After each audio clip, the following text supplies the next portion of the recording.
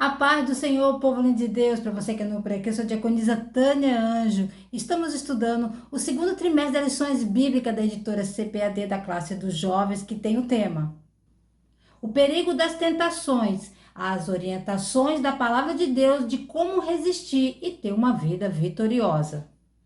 A lição de hoje é a lição 3. José, resistir à tentação é possível. O texto principal nos diz assim: Ninguém há maior do que eu nessa casa, e nenhuma coisa me vedou senão a ti, porquanto tu és sua mulher. Como, pois, faria eu este tamanho mal e pecaria contra Deus? Gênesis capítulo 39, versículo 9. O resumo da lição nos diz assim: quando temos temor a Deus, entendemos que é possível, pelo Espírito Santo, resistir às tentações. Os objetivos da lição é mostrar as dificuldades de um jovem de Deus, saber que o Egito foi um lugar de tentação para José e compreender que o Egito também foi um lugar de restauração para José. O texto bíblico se encontra em Gênesis capítulo 39, versículo 7 ao 20. A introdução na revista nos diz assim: quando nos deparamos com o tema a tentação, é preciso destacar que ela acontece com todas as pessoas de forma diferente. Todavia, é resistível se nos lembrarmos de que os homens e mulheres da Bíblia tiveram suas lutas e que diante desse, ainda que por questão de fração de segundos, puderam escolher ceder ou não à tentação. Entenderemos que é possível e necessário resistir a ela. Nesta lição, veremos o exemplo de José, o homem que resistiu à tentação e foi grandemente recompensado por Deus. Sozinho em uma terra distante e vivendo como escravo, José permaneceu fiel ao propósito de Deus em sua vida e foi compensado por isso.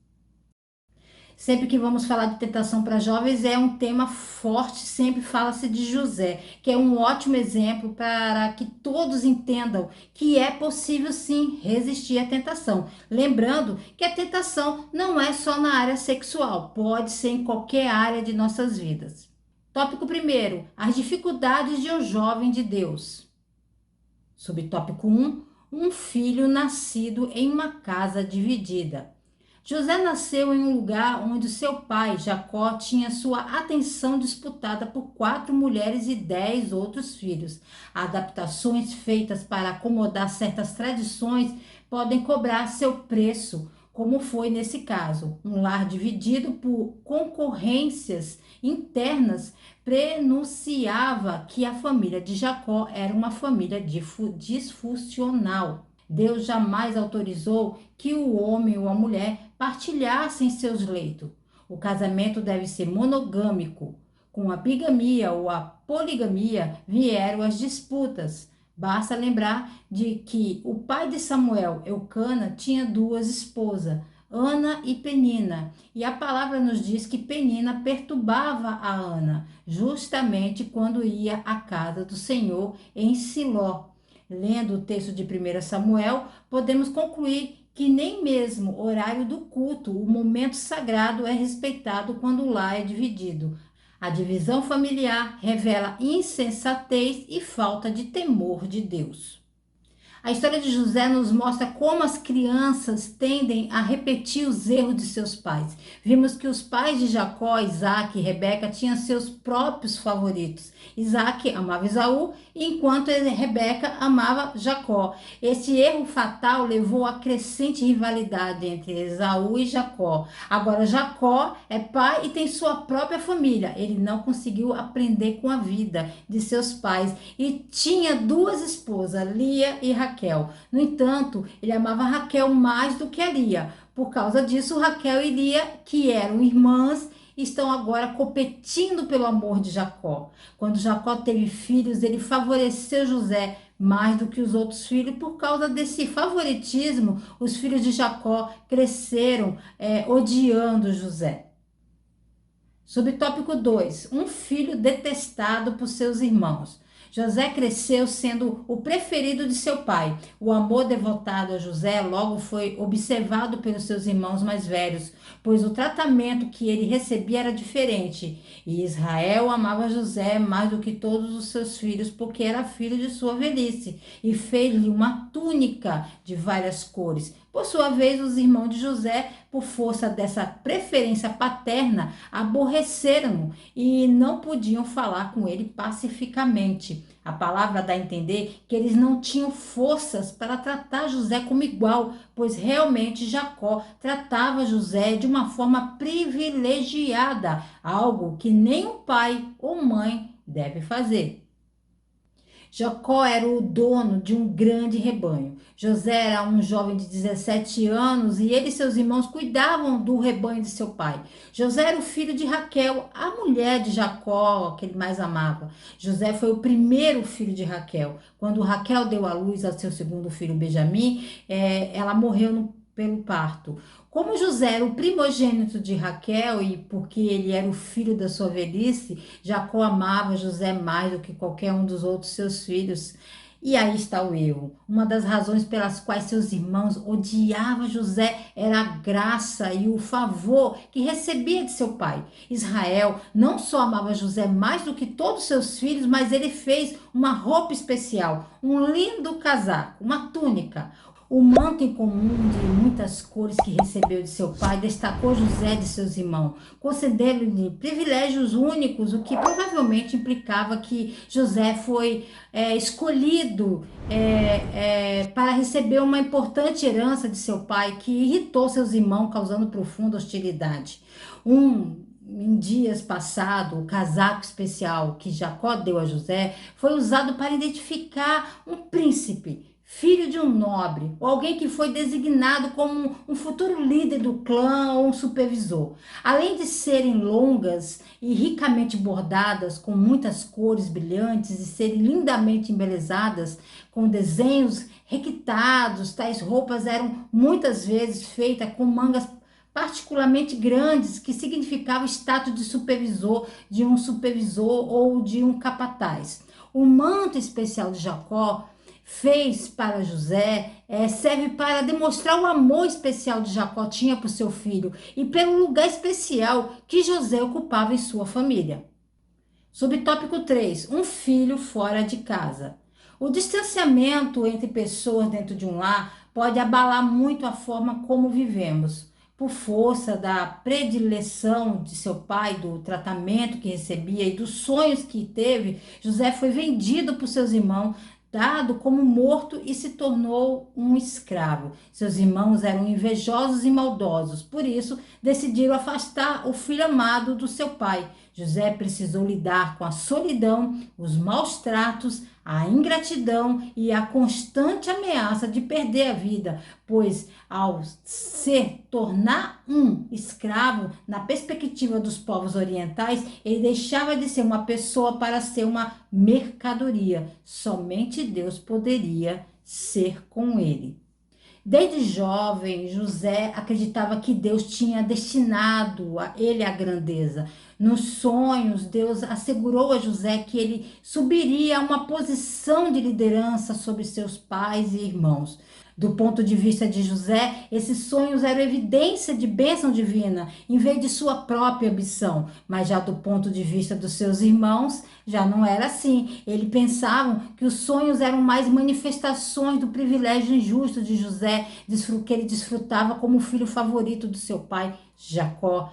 Ter certeza de que estamos certos não nos absolve de empatia com os outros que podem não compartilhar essa mesma visão. Bons líderes se esforçam para promover a cooperação em vez da inveja. O fracasso de José em reconhecer isso o colocou em desacordo com seus irmãos. Depois de inicialmente planejar o assassinato contra ele, seus irmãos decidiram vendê-lo a uma caravana de comerciantes que transportavam mercadorias através de Canaã para o Egito. Os comerciantes, por sua vez, venderam José a Potifar, o capitão da guarda, que era um oficial do faraó no Egito.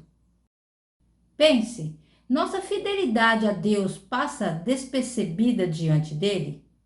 Ponto importante, Deus jamais deixa de recompensar a nossa fidelidade para com Ele. No momento certo, nos dará o que necessitamos. Subtópico 2: Egito, o lugar da tentação. Subtópico 1: Escravo na casa de Potifar. Apesar da adversidade pelas quais José passou, Moisés relata que o Senhor estava com José e foi varão próspero. Voltada na vida de José, não se parece com a mesma que tem sido falado nos nossos dias. Em muitos púlpitos tem sido ensinado uma prosperidade que move o coração dos ouvintes e uma vida regalada, sem adversidades ou lutas. Os homens e mulheres da Bíblia nos dão um exemplo de que a prosperidade não é dinheiro ou bens materiais, como disse Jesus, e disse-lhe: acautelai-vos e guardai-vos da avareza, porque a vida de qualquer não consiste na abundância do que possui. Mesmo como trabalhador não remunerado, sem horas, sem descansar, para descansar, sem direitos, o Senhor estava com José. Ao chegar no Egito, José foi comprado como escravo por Potifar, o capitão do guarda das guardas do faraó. Ele tinha deixado de ser um filho privilegiado de um pastor rico para ser um escravo. As circunstâncias não foram boas para José, mas há um pensamento encorajador encontrado aqui no versículo 2, que diz assim em Gênesis 39, versículo 2. E o Senhor estava com José, e ele era um homem próspero, e ele estava na casa de seu mestre, o egípcio. O Senhor estava com José, mas José não usou esse fato como desculpa para não fazer o seu melhor. Porque o Senhor estava com José, ele demonstrou certas qualidades que deveriam ser verdadeiras em nós, se o Senhor está conosco realmente. Neste capítulo, podemos notar as maneiras de José se comportava, porque o Senhor estava com ele. Devemos nos comportar da mesma maneira, porque o Senhor está conosco. Seja consciente, porque Deus está com você. No versículos do 1 ao 6, você vê José que tinha sido maltratado por seus irmãos e vendido à escravidão. Ele poderia ter tido uma má atitude por causa dos maus tratos. Em vez disso, ele evidentemente fez o seu melhor a Deus, prosperou em sua vida. O versículo 3, observe que José está ativo. Ele teria feito bem ao seu trabalho. Ele provavelmente era aqueles que nós chamaríamos de faz tudo, o severino. Deus não se impressiona com pessoas preguiçosas, né? Deus abençoa aqueles que estão dispostos a trabalhar. Deus abençoou José. E o que fez Deus na vida dele, tudo que ele tocava prosperava. E, por favor, note que era óbvio, porque Potifar, que ele observava que Deus era com ele. Ele podia ver o sucesso que Deus estava dando a José. No versículo 4, diz que Potifar coloca ele no comando de tudo que ele tinha, na casa, nos campos. Mais tarde, José estaria no comando de toda a terra do Egito. Deus abençoou José, mas não há dúvida de que José era consciente sobre o que estava fazendo. No versículo 5, mostra que Deus abençoou Potifar por amor ao José. No versículo 6, você vê que José era consciente. José era tão consciente que Potifar só se preocupava com uma coisa: tem jantar? Ele só se preocupava com isso, de chegar e comer. Porque ele não precisava se preocupar com mais nada, porque José estava à frente de tudo e tudo dava certo. José era tão consciente que era confiável. Fazer o nosso melhor, ser consciente, é um requisito para todos os cristãos. Colossenses 3,17 diz assim: e qualquer coisa que faça em palavra ou ação, faça tudo em nome do Senhor Jesus, agradecendo a Deus e ao Pai por ele. Se Deus está verdadeiramente conosco, significa que nomeamos Jesus como nosso Salvador, nossa esperança para o céu. Subtópico 2, a tentação ocorrida. Ao se dedicar ao seu trabalho e se destacar como um gestor inteligente e trabalhador, José acaba atraindo a atenção da esposa de seu senhor. Numa sociedade de que os valores familiares eram relativizados, a esposa de Potifar deve ter entendido que José era propriedade dela também e que os hábitos do Egito permitia que ela se utilizasse de um escravo para a prática sexual ilícita. A palavra de Deus diz que as investidas dela não aconteceram somente uma vez. Moisés relata que José era famoso de aparência, formoso de aparência e formoso à vista, e que a sua senhora falava a cada dia com José, mas ele não lhe dava ouvidos. Muitas tentações se iniciam com uma simples conversa, que vai se aprofundando até achar a guarida nos corações daqueles que não estão vigilantes. Contudo, José tinha temor a Deus. Ele respeitava o seu senhor muito mais do que a própria esposa de Potifar respeitava. A estadia de José no emprego de Potifar lhe deu uma ampla gama de responsabilidade em seu nome. No início, José estava meramente dentro da casa de seu mestre. Não sabemos em que capacidade ele serviu, mas quando Potifar reconheceu a competência geral de José, ele o promoveu para seu mordomo pessoal e colocá-lo no comando de tudo que ele tinha. Gênesis 39, versículo 11 e 12, narra o momento em que José ele chega para trabalhar e ela está ali sozinha, não há ninguém, e ela o agarra e pede para que durma com ele. E ele se nega, então ele foge e ela fica com um pedaço, com a roupa nas suas mãos. Se cairmos, Satanás tenta nos tropeçar e nos prender. José estava fazendo um ótimo trabalho, mas a tentação veio através dos avanços da esposa de seu chefe. Embora José estivesse no comando da casa de seu mestre, ele ainda era um escravo. Teria sido fácil para ele ter cedido aos avanços sexuais da esposa de seu mestre, por conveniência, orgulho e prazer. Teria sido muito simples ceder à esposa do mestre. Ele poderia até racionalizar. Todos os outros criados se foram, não há ninguém na casa. José chega para o trabalho e ela faz a jogada, ela não perde mais tempo e agarra ele, vem dormir comigo. Agora aqui você tem um jovem de sangue quente que passou por muita coisa e a esposa de um homem poderoso oferecendo seu corpo a José. E aprendemos aqui a primeira característica da tentação. A tentação, irmãos, ela é forte. Qualquer um que lhe diga que não luta contra a tentação está mentindo para você. Todos nós lutamos contra a tentação, podemos lutar em diferentes áreas, mas uma das razões pelas quais todos nós lutamos é que a força da tentação é incrivelmente forte. Para a maioria de nós, isso incluirá a área em que José foi tentado. Todos os dias somos tentados sexualmente. Você não pode abrir uma revista, um jornal, assistir uma TV ou mesmo andar pela rua sem encontrar a tentação. Você será tentado em sua vida de pensamentos. Você pode até ser tentado à ação. É uma tentação que está lá para os jovens e é uma tentação que nunca realmente vai embora com a idade. Alguns de nós têm outras lutas. Algumas pessoas não lutam tanto sexualmente, mas são tentadas de outras maneiras. Deixe-me dizer uma coisa, o diabo conhece o nosso código postal.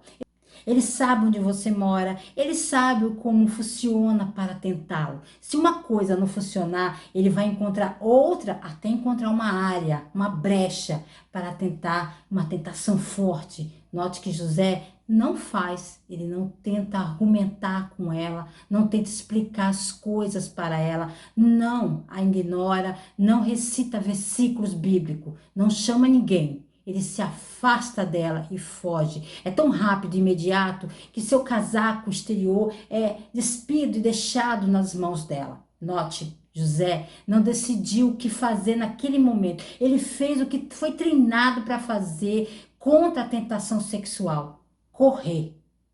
Fujam da imoralidade sexual. Todos os outros pecados que alguém comete fora do corpo, os comete, mas quem peca sexualmente peca contra o seu próprio corpo. Sabe, porque muitas vezes caímos no pecado, é porque muitas vezes damos a ele um outro rótulo, como um erro, um deslize, uma indiscrição. Se não estivermos firmes na palavra de Deus e em oração, não seremos capazes de resistir e correr quando a tentação chegar. Vamos racionalizar e comprometer e vamos cair. Subtópico 3: a tentação resistida. Mesmo diante das investidas de uma mulher cujo marido tinha uma posição importante no Egito, José se manteve firme em sua dedicação ao seu trabalho, ao respeito por seu patrão e, acima de tudo, manteve seu temor a Deus. Como, pois, farei eu esse tamanho mal e pecaria contra Deus? Por mais que José, enquanto jovem, tivesse seus desejos, ele o sujeitava a Deus e isso o manteve fiel. Não foi fácil se manter fiel e, ao invés de ser recompensado por sua fidelidade, José foi acusado injustamente de assédio sexual. Se cedesse à tentação, poderia ter sido tratado melhor na casa do seu senhor. Talvez receberia uma promoção, uma condição de vida melhor e teria seus desejos carnais satisfeitos. Mas ele sabia que nenhum desses benefícios seriam aprovados por Deus e preferiu não se deixar levar pelas palavras da esposa de Potifar. Depois de um tempo, a esposa de Potifar ela se apaixonou sexualmente por José. A recusa de José com os avanços da esposa foi articulada e ele lembrou-lhe da ampla confiança que Potifar havia colocado nele e descreveu a relação que ela buscava nos termos morais, religioso, a maldade, pecado. Ele era sensível às dimensões sociais e teológica. Além disso, ele ofereceu sua resistência verbal repetidamente e ele até evitou estar sozinho na presença dela. Quando fisicamente agredido, José fez a escolha de fugir seminu em vez de se submeter. O assédio sexual por esta mulher ocorreu por uma relação de poder que desfavorecia José, embora ela acreditasse que tinha o direito e o poder de usar José desta maneira. Suas palavras e contato eram claramente indesejáveis para ele. O trabalho de José exigia que ele estivesse em casa, onde ela estava, mas ele não podia chamar o assunto para a atenção de Potifar, sem interferir em sua relação sexual. Mesmo depois de sua fuga e prisão por falsas acusações, José parece não ter tido nenhum recurso legal. Pense, os desejos carnais podem ser uma desculpa para dar vazão ao pecado? Ponto importante: jamais os desejos carnais podem ser uma porta para pecarmos contra Deus. Subtópico 3: Egito, o lugar da restauração. Subtópico 1: o preço da fidelidade. Ser fiel a Deus tem um preço, e José pagou pela sua fidelidade a Deus e a Potifar, acusado falsamente, foi parar na prisão. Se a situação dele já não era confortável como escravo, quem dirá como prisioneiro? Um escravo poderia sair de casa, comprar coisas para os seus senhores, que de certa forma se associar com outras pessoas, mas na prisão estaria as piores pessoas acusadas de crimes contra a sociedade. Ser fiel a Deus custou alto para José, mas a palavra nos diz que o Senhor, porém, estava com José e estendeu sobre ele a sua benignidade. Se por um lado o ser fiel a Deus pode nos custar uma posição, recursos ou mesmo a boa fama, por outro lado, é certo que teremos a presença dele conosco. As facetas desse episódio abordam de perto as questões de assédio sexual no trabalho, como se fala hoje. As pessoas têm padrões diferentes do que conta para fala inadequada e contato físico, mas os caprichos daqueles que estão no poder são os que muitas vezes contam na prática. Hoje esperamos que trabalhadores reportem sobre o assédio sexual dos seus supervisores, dos seus superiores e que relutam, né, com um não.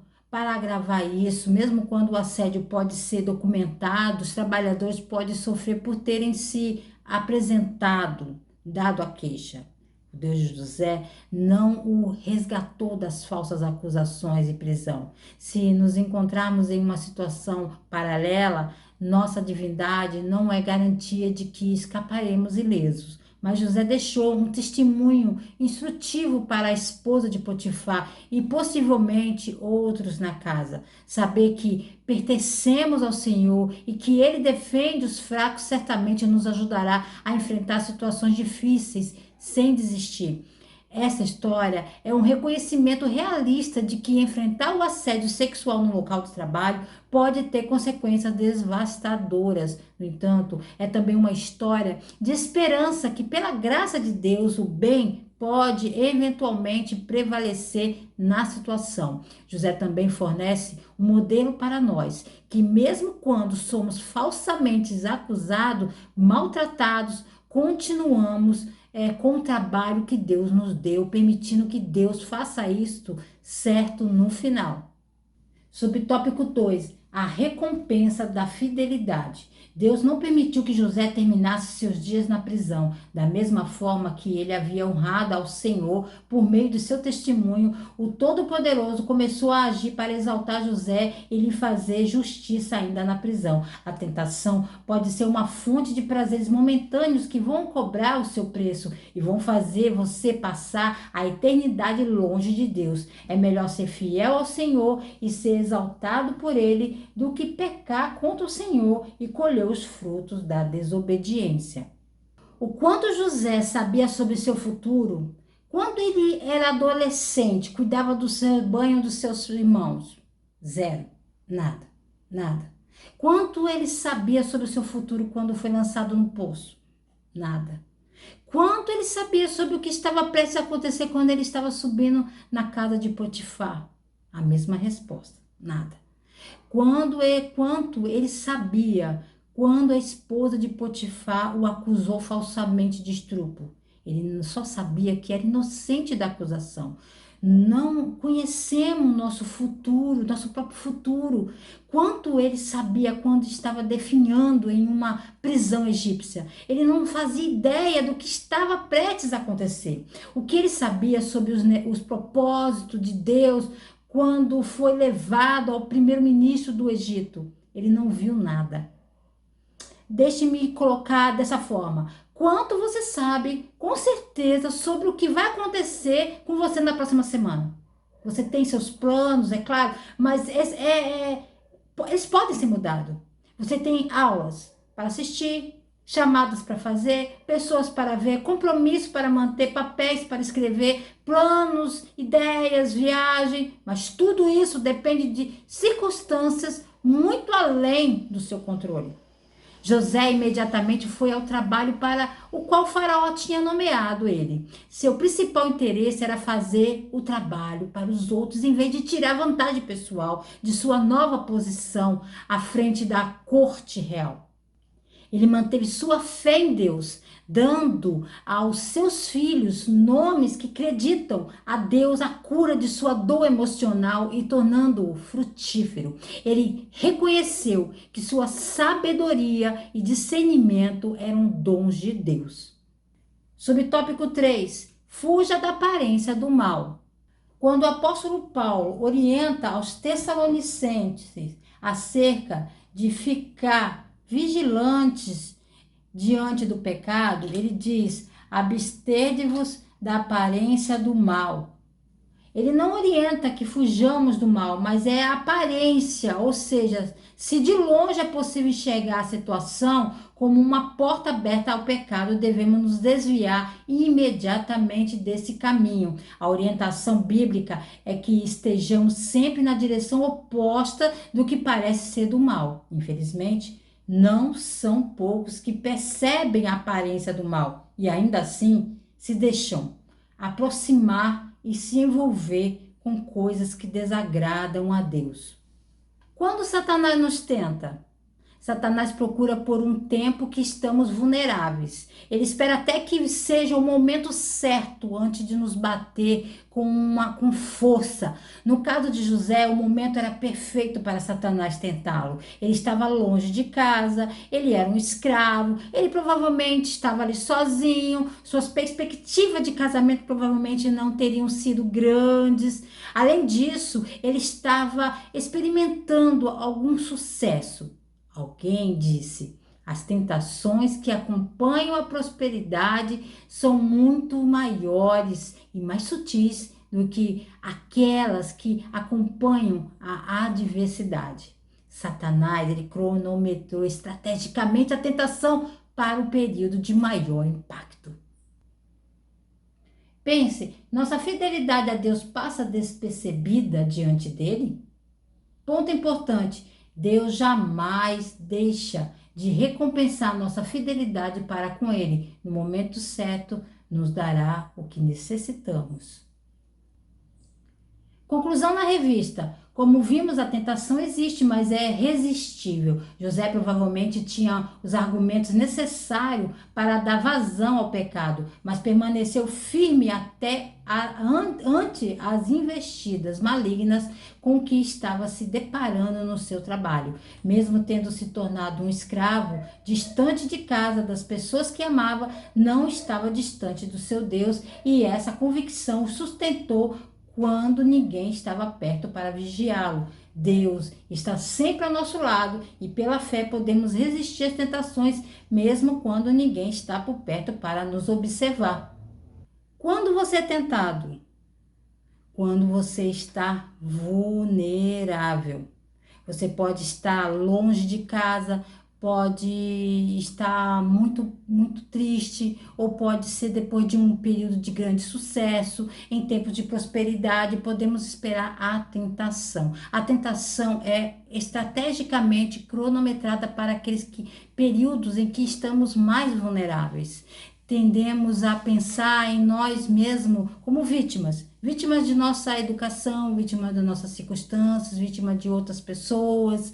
Bom, mas a realidade é a seguinte: trazemos a maioria de nossos problemas sobre nós mesmos. Somos nosso pior inimigo. Como você se responsabiliza por suas ações? Você faz isso sendo honesto consigo mesmo e com Deus? Pare de enganar você. Você diz: quem estou enganando? Não tem como. Pare de inventar desculpas. O tempo em que gastamos pensando em desculpas seria muito melhor gasto evitando as necessidades. Não invente desculpa. Adão pecou, ele culpou Eva. Eva culpou a cobra. E desde então culpamos os outros por nossos próprios pecados.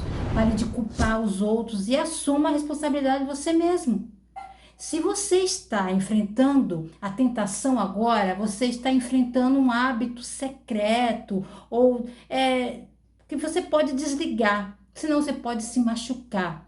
E você nunca vai encontrar liberdade até que você pare de inventar desculpas para corrigir esse problema. Pare de culpar os outros, as outras pessoas, mesmo quando outras pessoas te machucam. É sua reação que está causando o problema. Sua reação, seu ressentimento, sua amargura, sua culpa, sua raiva, seu medo, o que quer que esteja fazendo com a dor, que ela seja prolongada. Um dia você estará diante de Deus e sua vida será um livro aberto. Nesse dia você não terá ninguém para voltar atrás. Você não terá mais ninguém para culpar. Então aceite a sua responsabilidade dessa forma como você responde à tentação. Deus abençoe você e seu ministério. Querendo o Senhor, se Ele não voltar, estarei de volta aqui a mais um Resumo EBD. A paz do Senhor a todos.